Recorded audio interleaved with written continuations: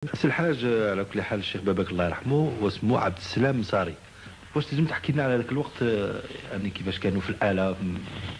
ايوا كان الآلة زعما هو في صنعاء كان عنده الفن تاعو كثر يخدم شغل البديح هذاك تاع الشيوخ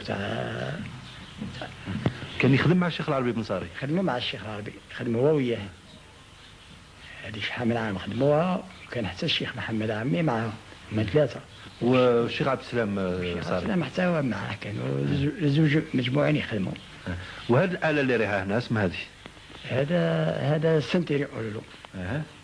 هذا السنتير نهار دي يكون شي هكذا حليله فرحه من كبار ولا حاجه، يقول الحاج يجيب هذاك السنتير باش كل الفرق الموسيقية بما فيها فرقة الشيخ العربي كانت تقوم بإحياء حفلات الزواج حسب التقاليد.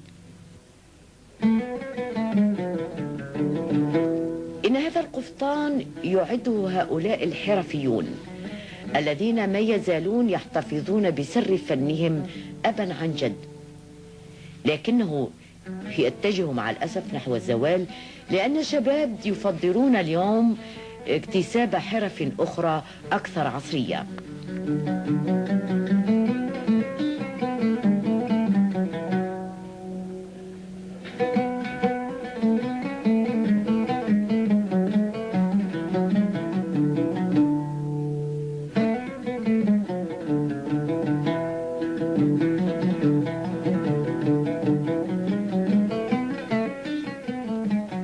الصناعة التقليدية في حياة مدينة عريقة في المغرب العربي مثل التمسان أدت إلى ظهور نمط حياة خاصة يتكيف تماما والتقاليد دون مراعاة للوقت، فاسحا بذلك المجال للخيال والعبقرية.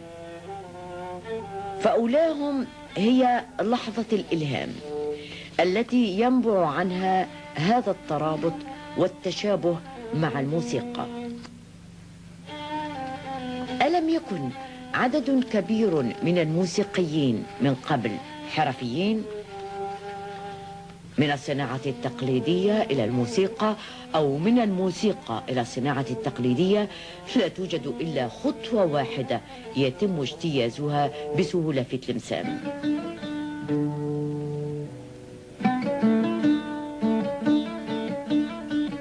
ومن يتحدث عن الموسيقى لابد أن يذكر الآلة، وهذا ما أدى إلى زيادة وازدهار حرفيين الآلات الموسيقية.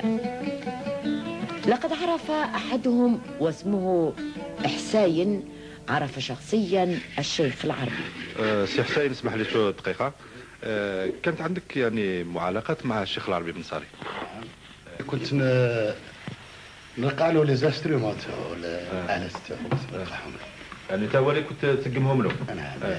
وكان يعطيك نصايح ولا لا؟ نعم كان يعطينا نصايح. فاش؟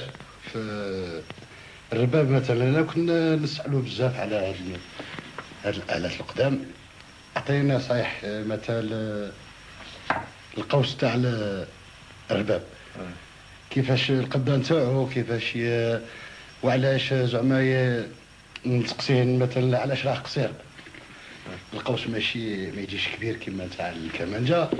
يقول لي يا ودي في القبضه نتاعو في هذيك الدوره هذيك اللي يعني يدور القوس راه يربح لا ديستانس.